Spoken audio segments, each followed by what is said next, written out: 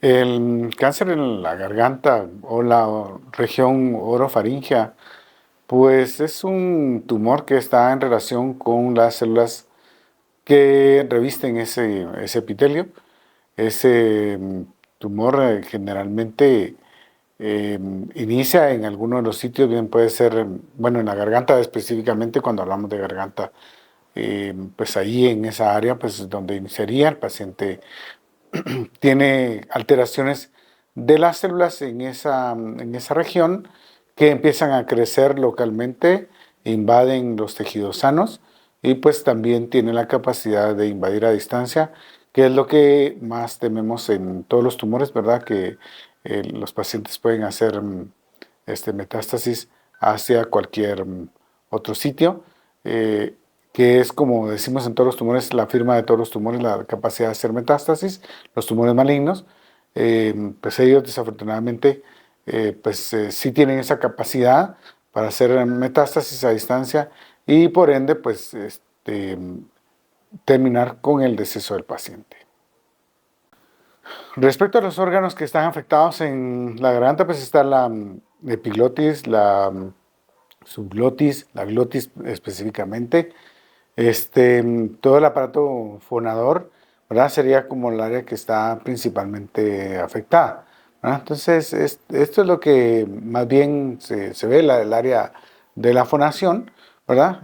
Donde están las cuerdas vocales, ¿verdad? Y pues también adelantando un poco, seguramente, pues es uno de las razones las que vamos viendo la sintomatología que este tipo de tumor produce, porque pues empieza el paciente a tener dificultades no para articular las palabras, pero sí para emitir el aire que se necesita para poder eh, articular las mismas, ¿verdad? Entonces son esas áreas, la epiglotis, la subglotis y la glotis específicamente, ¿verdad? Y pues vuelvo a decir, el problema es la metástasis a distancia.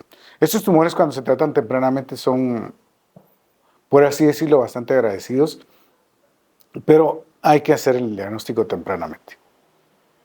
El cáncer en el cuello, la garganta, pues yo diría que más bien dos son los factores más importantes. Uno, la presencia del tabaquismo, ¿verdad? Tabaco es uno de los factores de riesgo más importantes, por ende también la gran mayoría de estos tumores son carcinomas epidermoides, ¿verdad? El tabaco es uno de los más importantes. Anteriormente se fumaba el puro y también, bueno, hay quienes lo usan todavía, pero con el tabaco, así en el cigarrillo como tal, con los filtros, el uso de los filtros ha disminuido la incidencia del cáncer en el cuello, en la garganta, y ha tenido más riesgo los pacientes de desarrollar cáncer de pulmón, específicamente del tipo de adenocarcinoma por la presencia de los filtros. Pues estamos hablando de que el tabaco es el factor de riesgo más importante para desarrollar este tipo de enfermedad. El tabaco, anteriormente se usaba el puro, ¿verdad? Y teníamos mucho cáncer en la boca, en la cavidad oral como tal, en las amígdalas. Eh, pero ahora con el uso de los filtros, pues tenemos más cáncer de pulmón, específicamente adenocarcinoma, porque el humo llega a las regiones más distales del pulmón. Ese es uno de los factores de riesgo más importante, el tabaquismo. Y el segundo factor de riesgo más importante es la presencia del virus de papiloma humano. Con esto de los cambios en las prácticas sexuales, con las relaciones sexuales orogenitales, pues tenemos más riesgo de desarrollar cáncer de eh, cabeza y cuello como tal, eh, secundario al uso, a la mala práctica de relaciones sexuales orogenitales. El cáncer de cabeza y cuello, el epidermoide específicamente, tiene mucha relación si se combinan los dos factores. Es decir, si se tuvieron relaciones sexuales orogenitales con una persona infectada con virus de papiloma humano y aparte se fuma, el riesgo es mucho más alto, ¿verdad? El riesgo mucho más alto. Y no podemos olvidar tampoco, ¿verdad? El tercer factor de riesgo, que es importante, el alcoholismo. También es importante hablar al respecto de esto, beber alcohol también aumenta el riesgo de desarrollar cáncer en la región de la cabeza y el cuello. La combinación de estos tres es muy mala para el epitelio de esa área. El cáncer de cabeza y cuello van de la etapa 1 y hasta la etapa 4. Vuelvo a decir, como lo mencioné hace un momento, el tumor que se encuentra en etapas iniciales tiene muy buen pronóstico. Les va bastante bien la etapa 1. Conforme va avanzando el tumor y la presencia de ganglios, pues entonces ya estamos hablando de tumores más, más avanzados, etapa 2, etapa 3. Y por último la etapa 4C, que sería la última, que es la más avanzada, la que nosotros consideraríamos incurable. La etapa 4 todavía se subdivide en etapa 4A, 4B y 4C. La única que consideramos incurable es la etapa 4C. La 4A y la 4B aún podemos ofrecer tratamientos curativos, incluso que puedan preservar la función del órgano, es decir, la fonación. Muchas veces se requiere tratamientos muy agresivos. Antes se hacía la resección de la laringe, lo que se llamaba la laringectomía como tal, ¿verdad? Pero el paciente nunca más podía volver a hablar. Actualmente se puede, con las nuevas técnicas que hay, pues se puede preservar la función y mantener una buena supervivencia en estos pacientes. Los signos y los síntomas más importantes para tener en cuenta en cáncer de la laringe, en el cuello, en la garganta, como le mencionamos, pues principalmente diría yo la presencia de un abultamiento, ¿verdad? O dolor en el área 1, 2, la disfonía, le llamamos a eso cuando una persona está como ronca, ¿verdad? O sea, la voz ya no es tan clara como normalmente era en otro momento. El paciente presenta disfonía, ¿verdad? O ronquera, llamémoslo así. Ese es un dato importante, aunque ya un poco avanzado de la enfermedad, quisiéramos encontrarlo un poco más tempranamente, pero es uno de los datos iniciales que podemos observar. La presencia de dolor, la presencia de ganglios en el área, abultamientos en el cuello, serían como los factores, como los síntomas o signos más importantes, ¿verdad? La presencia de dolor. En etapas avanzadas, incluso esos ganglios se llegan a explotar y a sedarse, infectarse, y pues por supuesto que llega a producir sepsis y de ello podría morir el paciente. Entre otras también puede tener el paciente dificultad para respirar, ¿verdad? Porque hay un momento en que la masa llega a cerrar, incluso cerrar por completo el tracto respiratorio. En estos pacientes tenemos que usar traqueostomías y algunas otras técnicas para que los pacientes puedan respirar mientras reciben tratamiento. Para poder estadificar a los pacientes, pues siempre nosotros requerimos el uso de tomografías del cuello y tomografía pulmonar principalmente, que es lo que usamos, ¿verdad? Para poder saber en qué etapa acude el paciente, ¿verdad? Generalmente y desafortunadamente en nuestro país y en esta área encontramos los tumores en etapas ya avanzadas, de 3 en adelante. Difícilmente conseguimos pacientes en etapas 1 o 2 o carcinoma in situ. Realmente no vemos mucho de este tipo de pacientes. Desafortunadamente, los pacientes llegan ya en etapas avanzadas en las que les cuesta respirar, en las que les cuesta deglutir, incluso, ¿verdad? Tragar como tal, en los que les cuesta articular las palabras o tienen la disfonía.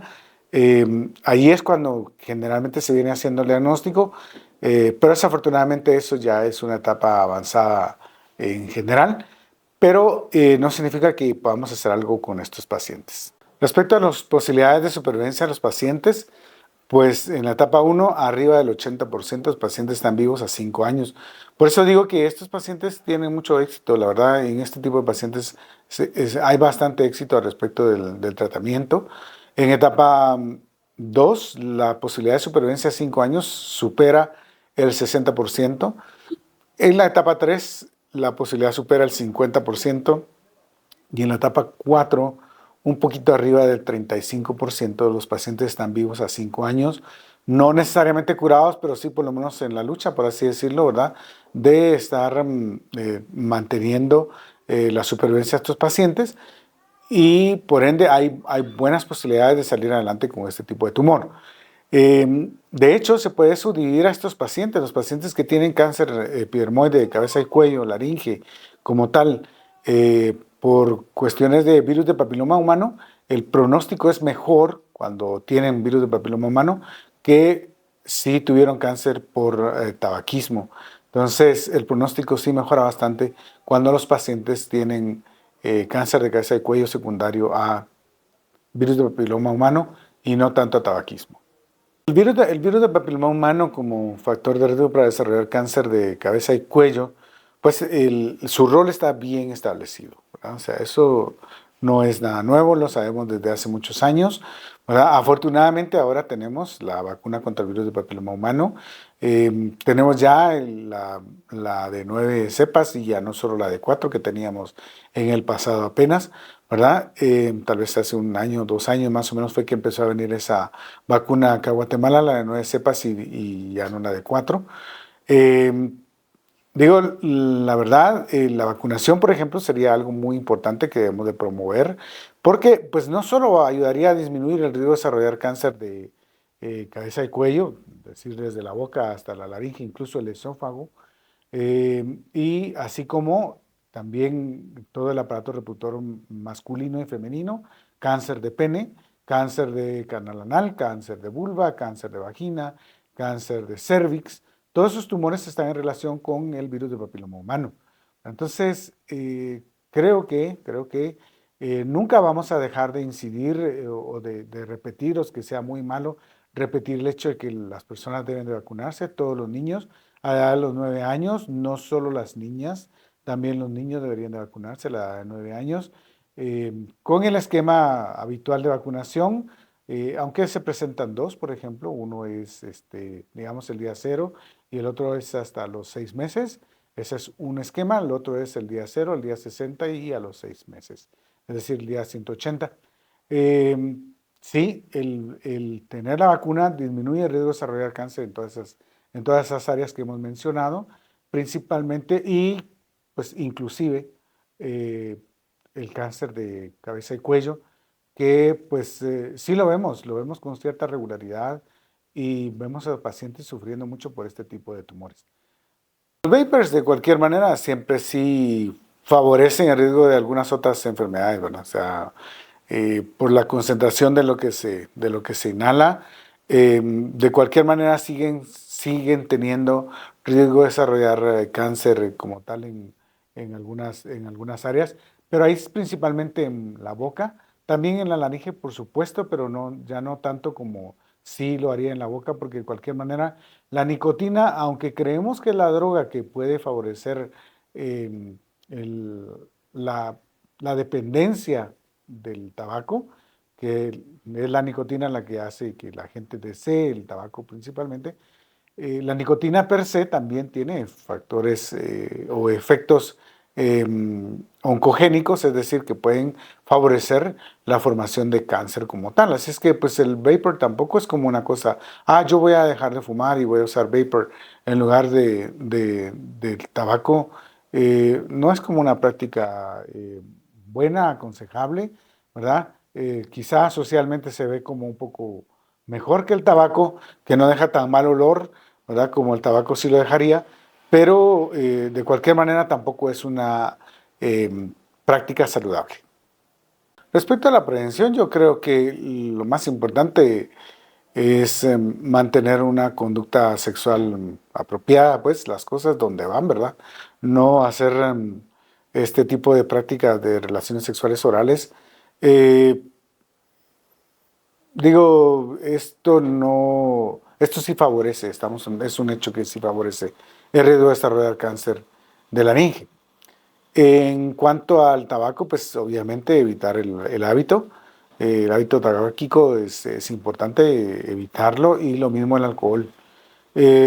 Por eso decía el adagio, ¿verdad? Mujeres, alcohol y tabaco dejan al hombre bien flaco, ¿verdad? Entonces, La verdad es que de las malas prácticas, de beber alcohol, fumar y malas prácticas sexuales, pues obviamente vienen a ser factor de riesgo para múltiples enfermedades, no solo para cáncer de cabeza y cuello, también para cáncer de canal anal, por ejemplo, también cáncer en la boca, ¿verdad? En toda la cavidad oral, también este es un factor de riesgo. Y por ende, pues las personas que han tenido este tipo de comportamientos, pues deben estar atentas, por supuesto, a hacerse su vigilancia, que un médico los vea y los evalúe por lo menos una vez por año. Recordemos que es fundamental la evaluación clínica anual, así como llevamos el carro al servicio cada 5.000 kilómetros, ¿verdad? Deberíamos de llevar nuestro cuerpo también para que sea supervisado por un profesional de la salud para hacer este tipo de prevención por lo menos una vez por año.